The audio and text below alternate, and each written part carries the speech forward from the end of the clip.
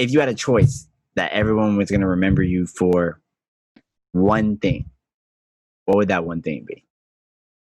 Pushing the boundaries, I think, and challenging that status quo. I want to be known as someone who not only, no one gets it on their own. I want my team to get as much credit as me at the end of the day, because I wouldn't be here without you guys. You know what I mean? I want to be remembered for someone that, or as someone that always, never, ever, ever, ever, ever fit the standard that was set for him. And I want to be known just always pushing the boundary, always looking for a new creative way to go about it, thinking outside of the box, taking a non-traditional approach to it. I think that would be my life would be fulfilled that way. My favorite Pop-Tart flavor is probably I'm gonna go s'mores. S'mores, I think it's a solid flavor. Not the best flavor I've ever had, but when you compare favorites to best, I think s'mores is a solid flavor. You can't go wrong. Not toasted. It's fire either way. Flavor. I'm gonna go with strawberry milkshake. Shit, fire. Frozen, unfrozen. Frozen. This is actually the third take we're doing it, and he said unfrozen the first time, so I'm gonna let everybody know that he is a Fugazi Pop-Tart enthusiast. And our guest this episode, our brother, the one, the only, Danny Ali. What's happening, my bro? What's good? What's popping? Hello what's to the world, going on? The people, the viewership. My name is Danny Ali, D to the A-L-I, from the 6 to the mother 5. Danny Ali. That's free, by the way, if anybody wants to use that. Sample it. That's trademark. Don't tell them that. Don't give these people a false impression. Yeah, I'm from South San Francisco, California. Born, raised, and then moved. That's where the heart is. A rapper, producer. I do a lot. What else? I guess a video editor, graphic designer, producer. Many hats. Especially many hats. Engineer. Yeah. What you need me to do, I'll do it. But probably best known for my musical efforts. I'll stick to it. But yeah, I'm just enjoying life. 23, going on 24 next month. Dang, that's crazy. Being a little old. Kobe, baby. You don't age in quarantine. So we had a birthday during quarantine. We running it back 2021. Yeah. Yours wasn't in quarantine, so you're good. True. Nah, see, we had people in China. They had it, and China's running on like earlier time. So yeah, we didn't really. Yeah. And we use the lunar calendar, not the solar calendar. So if you take 3 carry to 8, really is. Yeah. So the Chinese New Year hadn't started yet. Yeah. So that's how that worked. So I'm actually celebrating 3 birthdays. We don't count. Yeah. Nah. I'm turning 24 twice and 25 3 times. 24s? Yeah. Yeah. It is what it is. I mean, you feel it. You got a favorite Pop-Tart flavor? I do have a favorite Pop-Tart flavor. Cookies and cream. Cookies and cream. Frozen, unfrozen. I've never. Actually, I have tried a frozen Pop-Tart. I don't see a difference really. Why would you freeze your cookie and cream? Is it like Oreo milkshake? No. Is it? I've never tried strawberry milkshake, so I can't speak on it. But I know s'mores is the worst flavor. So that's is pretty fucking ass. It's more. All right. So first of all, Fadi held his opinion until someone else said something. So that's borderline. What's gonna happen on these parts? Fadi was real quiet until somebody else. Oh yeah, your Pop-Tart flavor kind of trash over there, buddy. Nah. I think I said it's my favorite. It's solid. It doesn't disappoint you. It does. You know? Every single time. Every single time. I've never had a good s'mores Pop-Tart, but that's besides the point. You enjoy it, so that's all that matters. Nah, actually, I'm a. Switch it. Have you had vanilla milkshake? Vanilla milkshake's fire too. I've had probably like 5 Pop-Tart flavors, but I stick to cookies and cream because it's consistent. I think strawberry is a little bit more like an overall better Pop Tart than cookies and cream. Frosted strawberry. Do not get me no unfrosted strawberry. I Frosted swear to God. Sweet for me. Way too It's a sweet. Pop Tart. Cookies and cream You is just like want the tart? Just the pop. I didn't hear no smoke. You said pop and forgot the smoke. That's crazy. That's what we doing on here. wow. It's me. All right, so we got Danny Ali, hailing from South San Francisco, California. He raps, he produces, he engineers, he video edits for himself and other musical enthusiasts, I would say. And his favorite Pop-Tart flavor is, he said cookies and cream, but I think we're going to go s'mores. I think we're going to make this s'mores vote 2-1. And Foudy's is sitting at strawberry milkshake, and we'll judge him for that later. But more importantly, you said you do this musical thing, so why music? You could have done anything else. I know you didn't necessarily go to school for music, and I know that, well, while you do have musical influences in your life, you could have chose literally anything else. But no, you chose music. So, I mean, you guys were there every step of the way, but I'll explain it for the people. It started off as a conversation with my homie Shaw before I left for school. So before I left to Hawaii, I was like, we were talking, and he was telling me like, "Yo, like, look." He was just showing me a song. He was showing me GarageBand on his phone. He was like, "Yo, it's this easy to make a beat, blah blah blah." So I'm like, "Damn, this is an easy meal ticket. Like, this is just something I could do, and then it'll pop off, and then to the moon, right?" So I just bought all the equipment, like the basic equipment. I had a USB mic. I had just like the cheapest little Akai thing, and just started making the most trash beats. And I was like, "Oh, we out of here. We so out of here." So I was super naive to just what the music industry held. I was just looking forward to, eating off of it and just making it a career. And I, like, along the way, just meeting people that were so much better than me at everything, and growing with them kind of pushed me. Along the way, I did fall in love with it. I always loved music as a listener, but if I fell in love with the process of behind the scenes. But it was more just growing with it and just becoming a part of my life that I couldn't imagine not recording, or I couldn't imagine not making. It just started off as I looked at it as something easy. I learned the process of it, and it became something that was a challenge for me. I wanted to be the best, so it just turned into a love from that. Yeah. And then, how would you say your culture and environment affects you as an artist?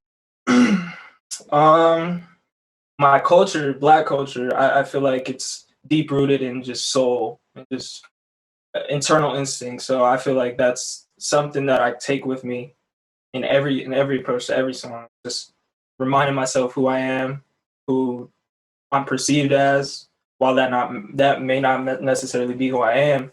It's still something I'm cognizant of, and it's something that carries into my music, especially with songs where, I mean, not every song I make is politically charged, but every song I make is socially and culturally charged. Whether or not it's about, it's about police brutality or it's about having a good time, it's still, we gotta backpack this around us every single day. So it's something that seriously affects my perception of the world and how I take approaches to songs. My environment, I mean, we're all from the same city. There's not really, we didn't really have any musical idols to look up to for our specific, like the peninsula.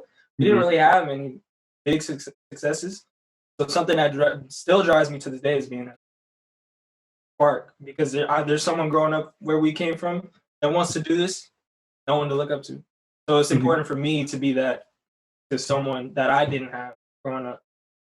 Yeah, that's really how our upbringing and our environment really shapes my perception.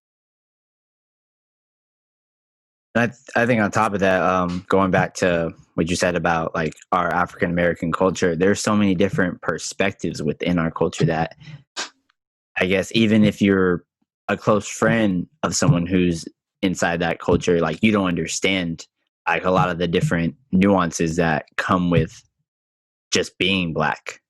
Like in terms of even in music, like what type of music you make is almost affected by, you know, your either your race or your ethnicity. Depending on race, how people see you, or ethnicity, how, you know, your actual DNA and your genes are sculpted, right? You said African Americans are this genre, even genres before this one, is rooted in a lot of soul and a lot of jazz. And I think that has evolved to this day, to 2020, and has taken on different forms of expression. And that backpack you're talking about wearing, that's an everyday thing. That's an every second thing. Yeah. Like, it's not like you could take off this backpack and wear a different face and be someone else. Yeah. And I don't know if it's true for you. We talked about it before, but coming up where we came from, we talked about it as recently as like this week. We didn't have a lot of Black people at our school. So it's like, it's the internal struggle we had. Like, okay, we have this backpack, but I low-key don't want to be seen wearing it. You know what I mean? I don't want to be seen as that, because we were taught that shit was weird, or we were different. But it's really like we were outcasts because there wasn't that many of us. So, I mean, I didn't really recognize it until I left for school, but it's something that I grew. I feel like my Blackness and my pride in being Black really grew as I got older and was able to see, like, okay, I'm around people that made me feel comfortable. I'm not the outcast as much, or even if I am the outcast, being proud to be the outcast. So it's something I started to wear, honestly. Yeah, I feel like that's something that you get when you leave home too. That's the same thing with me, even like 2.5 years ago. Like, I knew what being Black meant, but when I left the place that kind of made, I guess, our city, like the suburbs, like the Daly City, the South San Francisco, the San Mateo, the San Bruno, etc., like, there's not a strong Black presence, just period. So you're just kind of with everybody else, who's just of many different demographics, you know, being from the Bay Area, but coming to a place in which Black is celebrated and Black is important, and also Black is under a different microscope than the Bay Area.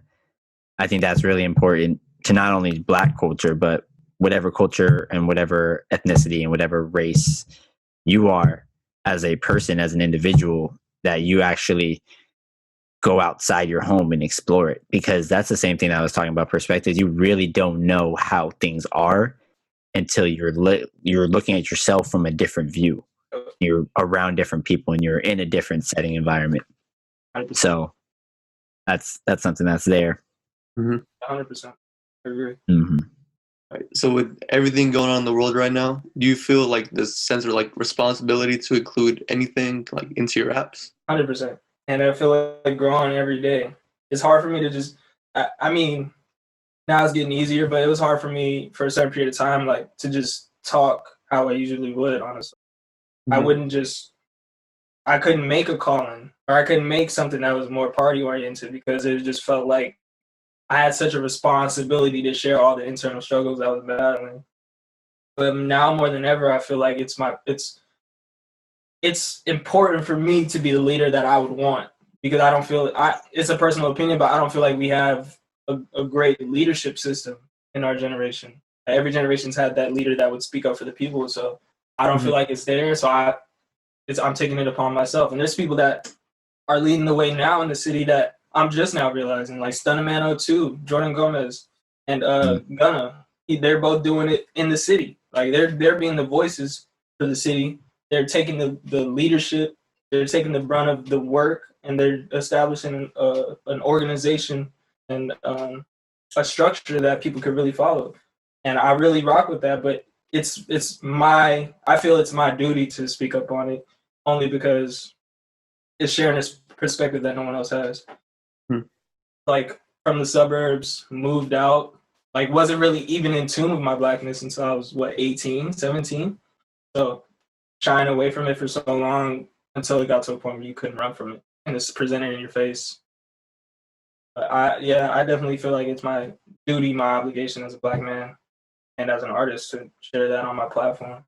And like, how do you plan to incorporate more of worldly events and more of your individual perspective on things? Because we know you've done like Thugs, right?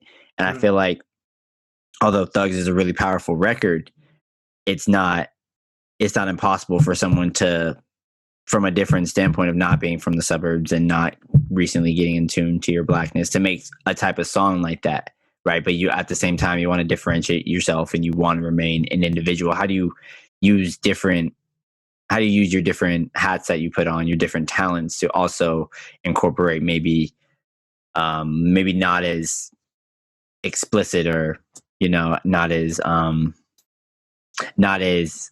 in your face as like something like Thug, something like Low Key, where someone maybe me or some other young African American male can be like, oh, he said this. Somebody may not have got it, but he said this, or he did this, and it's like, yo, hey, I respect that. Yeah,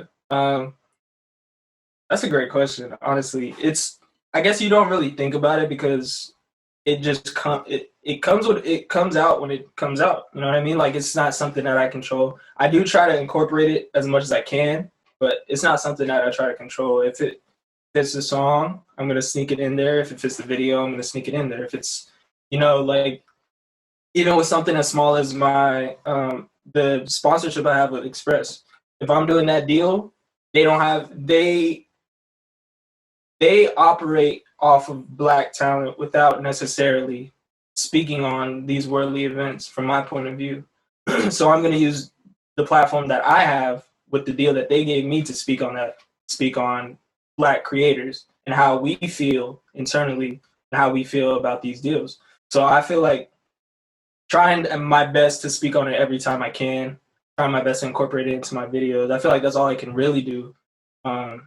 Without always having to be explicit. Like, I mean, working with an entire Black crew, having a team of all people of all ethnicities, not just Black people, but people that support my cause. Like, Fatty's not Black, but to me, like, he's my nigga. You know what I mean? he's Brother gang. Fatty. Yeah, that's gang. I feel like more so it's about standing with people who will go to war for you, who die for the cause with you. And I know it's a similar struggle. We all relate. It's important for me to have people on the team that understand that. So that even if I'm not necessarily putting it in a video, I'm always, you can tell behind the, or even if people don't see it, it's important for me to know that I'm doing it for me, but also trying to voice it as much as I can. But I don't try to control it too much. A lot of my songs don't come out, in one cohesive thought. It's just, okay, I freestyled, I pieced these things together, and if it comes out that way, it comes out that way. I try not to worry too much. So bringing it back to the artistic point of view, what are some of your goals in this musical industry? Long term, short term, middle term? It's funny because I was asked this question about the 5-year period, looking at myself in 5 years. So I guess when I tried to think of that question, I tried to keep it music focused because when I was doing the exercise, it felt like the music really was secondary to who I was growing or my personal growth. If I'm the same person in 5 years, then I feel like I would feel way less satisfied or gratified with myself than if I grew career-wise. So musically, I'll keep it music and career focused. In 5 years, or my long-term goal, and let me not give it a 5-year period, but my long-term goal is to really establish something that I can cultivate into ownership and just keep it media focused, grow a media empire. That's best to describe it. Whether that is a music label, whether that's, a production company, I have no clue yet. I'm hoping to just establish it as I go. But the foundation is there. We have a great team that I trust completely with it, so I'm not too worried about it.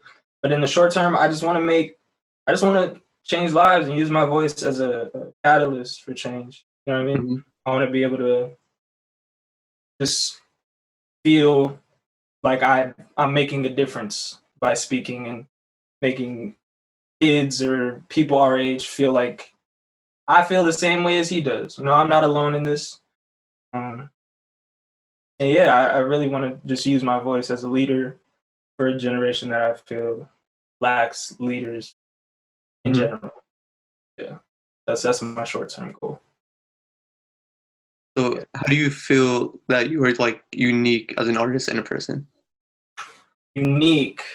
A lot of people do say I take an out of the box approach to certain things, but I honestly I can only speak. I don't try to speak from another perspective. I do try to speak it from a storyteller perspective. I will use a different perspective, but I can only say what's true to me at that moment. So Mhm. I just look at every song as a snapshot of how I'm feeling in the moment. I'm not scared. I'm not afraid to try new things. You're gonna hear me singing.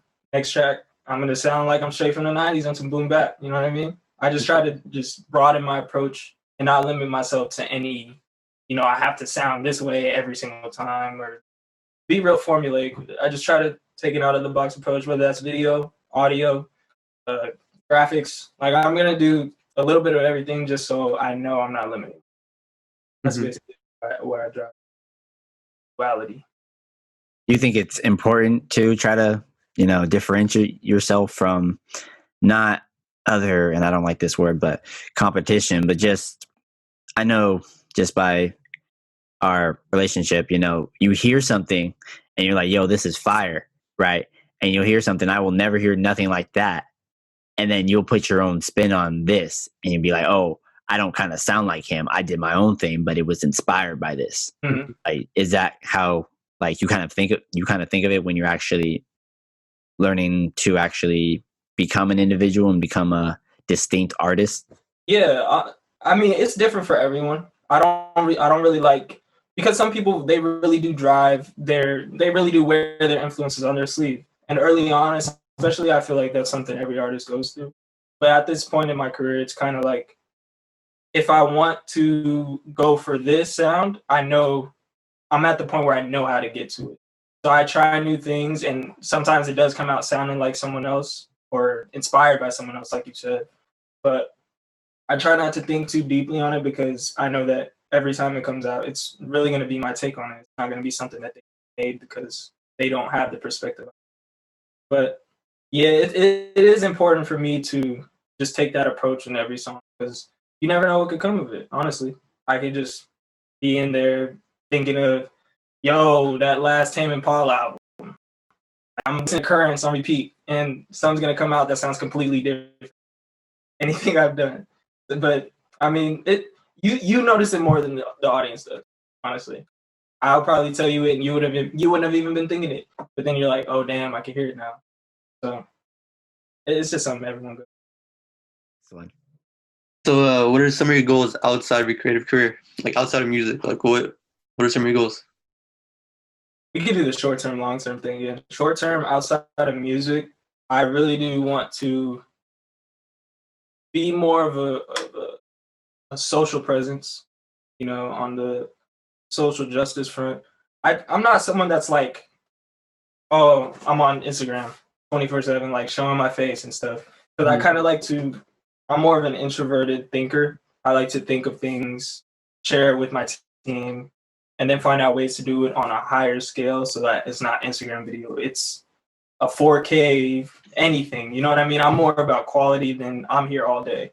So Yeah. it's more finding a way to find a balance for that so that I can be more in people's faces because I like to play the background and just, hey, I'm here, and then make it a splash instead of just constantly being here all the time. But I do want to be more of a presence for. I don't like saying the streets, but that's kind of what it is. People. I want to be. I want them to feel like I'm on the ground level. So just speaking up more on things, kind of like I did with Thugs, and just voicing my opinion more. Mhm. Long term, outside of my creative endeavor, or no, it can still be a creative endeavor because I do want to establish that the media corporation, whatever. Just kind of really be there and bring the team up. Be the family, help Everybody my eats. parents establish something, help them retire early.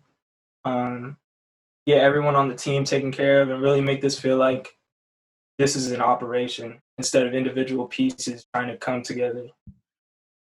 Separate jobs, but the same goal. I want it to really operate. Everyone's operating on the same time and doing their own thing, but under this, like, under the same mission. It's more important for me that everyone else is secure. So it's just really, I'm really not gonna be selfish with that goal. I really want to make sure everyone's eating, everyone's taken care of, and I can that way I can be worried. And getting the family started, being a good uncle for my brother's kids, eventually getting to that age where you got to start worrying about future generations. Yeah. Leaving a legacy. Yeah. Yep. Leaving a legacy. Mr. Man of the people. Mm-hmm. Not above but equal, but for the greater good. I'll walk amongst the evil. You know what I mean? Yeah. Honestly. Yep. And so when you're thinking of these personal and creative goals, like you said, like you want to be a good uncle, but also you want to leave a legacy for your name, basically. Mm-hmm. Like there's Danny Ali, but like for your family name and everything. And you want to make sure all your people and all your family is straight too. So it's like, how do you differentiate yourself from being Danny Ali, but also making sure the stuff that doesn't come with being Danny Ali, that's also getting taken care of too. Those responsibilities. Yeah, it's a hard struggle, honestly, and prioritizing really. It wasn't really until this week that I realized how little the professional aspect mattered in the grand scheme of things. Because rap, when I say rap is the love of my life, it's really the only thing that can change my life in this way. Music's the only way that I can see myself changing how people view the world, but also how people view themselves. So I feel like that's my way of making the change, putting the stamp on the world that I hope to have, I hope to attain. But the personal side and my family, it's like rap is gonna take me away from that most of the time. If this is my job, then I'm gonna be, who knows? I'm gonna be traveling the world. I'm gonna be seeing the world. So I'm not gonna be home. Like, for example, if I had a kid, I'm not gonna be there to raise that kid as much as I want it to be. But it's gonna be a balance. It's hard. People have done it though. I'm not worried about it. I'm just worried about in every moment, how am I gonna be present? How am I gonna make sure everyone sees me on each end as I want them to, as I would want them to. Because we only have a limited amount of time here. We don't know what that limit is. So you really got to work every single moment to make sure that everyone is seeing you the way you would want to be. That's how I think of it. That might not be how everyone else sees it, but that's my way of leaving a legacy. How am I being viewed at every single moment? And do you have that like one artist that you heard for the first time? You're like, damn, this shit hella fire, and like, just trying to put your like own spin to it, just kind of. Is there that artist for you? I mean, you got a few remixes out there, freestyle, whatever you want to call honestly, them from the listener. We could go like from the very beginning. This is an obvious one. J. Cole was like, he was probably the reason I started rapping. If we're honest, like every single early song I tried to do sounded like J. Cole. Was like very, very trash little cousin. Yeah, it was so bad. Because people think they can hop on the mic and just automatically just do it. But that goes for a lot of things, though. Yeah. Like, you can't just be great. Mm-hmm. I look at the people that watch Steph Curry and they go in the gym trying to shoot half-court shots. It's like, yo, I'm in there. My jump shot is broken. Yeah. And I'm not. That goes for so many things. You trying to skip from basically being a fan to being a star, and there are so many steps in between that for everything. Yep. Like that analogy can go for anything. You can't just be perfect out the gate, straight up. You got to put the work. You're gonna have to be trash. You got to embrace being trash. Those characters, honestly, you can't run from that. Everybody starts out trash. It's okay. Yep. It's the confidence to keep going though. I remember in 2015, a young Danny Ali told me that this was the greatest compilation of music, 27 minutes of music that he has ever heard in his life. 6 months later, he never wanted to hear it again. I'm talking about your washed out tape. Like, yeah. How does that come into fruition? How do you go from thinking something is the greatest piece of art and living with it and just being so inspired by something that you created to not wanting to actually hear this piece of art that you made ever again? That's so embarrassing. I hate Washed Out so much, but it's such a bad habit I have. I still have that to this day, though. Like I was listening back to songs that I showed you guys, even as recently as like when I was in Hawaii, just as recently in June. And I'm showing you all these stuff because I make things, and in the moment I'm like, oh my god, this is the best thing I've ever made. Export it, listen to it for a week, stop listening to it because I'm making something new. Go back to that, dog, this is trash. But we Washed Out, I felt like that was the first. I mean, that was my first project as Danny Ali because before I was at Young Space Wolf. But it was just it was just a turning point for me because it was it was my first production that I was proud of. I had learned so much in that year because I had met Marcus in them, so I was really growing as not even just a writer but as a producer. I was learning so much about theory and just how to actually put songs together that when I made something like Eastmore and Sullivan, it was like, bro, this is like a complete piece of music. When I made Crooks, yo, this is a complete piece of music. It's not just trash raps on a USB mic. And I actually paid to get it mixed and mastered. I was like, oh, this is it. And then, I mean, that comes out on my, 19th birthday? Yeah, October 19th. So after that, January comes and I'm like, bro, this shit sucks. Because I've already had, I mean, I was sitting on that for a little bit, but I had already made stuff that I looked at as just so much better than that. So it's really like mentally I move on from things too quickly. That's probably one of my biggest flaws is that things get stale really quickly in terms of ideas. But I'm trying to get better at it now because I'm getting to a point where I realize perfection, you can only make something as good as it can be. And striving for perfection really only holds you back after a certain point. You can only do what you're capable of. You know what I mean? You can't overextend your reach or you wear yourself out in the long run. Yep. Washed Out. I believe this too brought that shit up. God damn it. At the end of the day, it's up to the masses, the people, to determine how they like it. I mean, you could have one opinion and you could think it's trash and you've been listening to it for the last 72, 96 hours or whatever it is. And then someone gets a first listen on it and they're like, you did this? Yeah. You the same kid on Washed Out? Yeah. And you're like, yeah, that's me. Yo, Eastmore and Sullivan, that was my shit. And you're like, don't talk about it. Don't talk about it. I don't want to bring that up. Washed Out is on all the interwebs, yo. I got. Oh, it's not. Don't tell them where it's at. Don't tell them where it's at. I'll send it to him. Don't play me. I'll leak it. Hit me for that Washed Out. I'm bored. I'll leak it. Don't even hit me. Don't hit me. Yeah. That's a classic, though. Honestly, it really helped with the formation of everything. Now the one after that, we don't speak of that. That was a little bridge point. But Cult was a really I'm here moment. Cult was like, yeah, I've arrived. And is there a struggle between the things that are happening and you having to represent them, like you said, from your creative side, from your Danny Ali side, and also you having to live through them as the person you are on not non-creative, but as an individual? Yeah, I would say so. Because at the end of the day, I don't go to sleep as Danny Ali. I go to sleep as me. Mm-hmm. I go to sleep knowing that, I'm equal with the people. I'm going through it with you, but I also have the platform to share with you my perspective. And that's all I can really do. But in terms of a struggle, yeah, I definitely feel like internally it's hard to be living through it and it's harder to not voice my opinion, put out a thugs or to put out a post about it. Because for so long I internalized that throughout elementary, middle, high school, because if I spoke up, no one would understand it. And in the times I did speak up, I got criticized and ridiculed for it.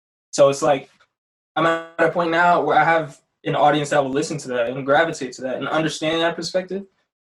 So I try to share it as much as I can. But it's hard to go through it.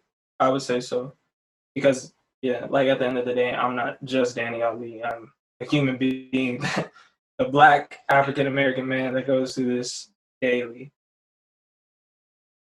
All I can do is get my perspective. You know what I mean? Try to live on. That's all we can do. I feel it. I feel it well. Here on Around the Hype, we like to give people their flowers. So although you were just Danny Ali, you're not just Danny Ali. You know, we got many people who love and care for you as Danny Ali and as the person you are when you're not, putting out content or putting out any creative instruments or whatever you want to call it. And I think that's really important at the end of the day too, to not only remember who you are on a creative level, but also remember that you do have people that look for you for inspiration in just life. Many hats. This is one of the hats that you put on as an artist, and we'd like to thank you for coming today and doing this little interview for us. And on that note, Fatty got another question, and we're gonna let you roll. How do we find you, your music, your socials? How do we find you? All the time. All right. Let me mute you real quick. So go ahead. Yeah. Or you start talking crazy. How do I get this off? How do I get this quick plug? Okay. Instagram at Young Space Wolf. Twitter at Young Space Wolf. YouTube. Space Wolf. I don't know, how the YouTube channel, John. You just gotta go to on my YouTube search at or on my Danny Instagram Ali. at Young Space Wolf. Or you could just type in Danny Ali. Apple Music, Danny Ali, type it in. You get everything. Spotify, Tidal, Napster. Everything. If you still got Napster, you need to update. You need to update. Got LimeWire. You can look it up. That's kind of fucked up to pirate my music. You know what I mean? Booking. Book me at DannyAli@gmail.com. I don't know what you're booking me for in COVID. You know what I mean? I'm gonna be real picky. You can hit me up. Ads, sponsorships. You know what I mean? But if it's anything, I'll do it. He's a water sponsor. Boxwater got a color bag. Bag water. Come through. Bag water? That was good. That was good. That's a thumbs down. Terrible. Some thumbs down in the fire. chat, please. That was fire. Yeah. That was great. That was fire. Yeah. Great question. These are some great questions. This is where we come from. Fatty got the next one. But you get it how you live. It might be bootleg, Danny Ali. It might not be what you. If you've ever used LimeWire, sometimes you download something on LimeWire and it's nothing. You're gonna get a Bill Clinton speech down. Not a word. Not a word. That was good though. I'll give you that one. It is what it is. That's me. Bill Clinton did it, by the way. No, he definitely did it. We're not getting political here, but Bill Clinton did it. Oh, he did that and more. Yeah. Hey, we don't know more. Hey, there's cameras. There's no way. He did it, but he did that.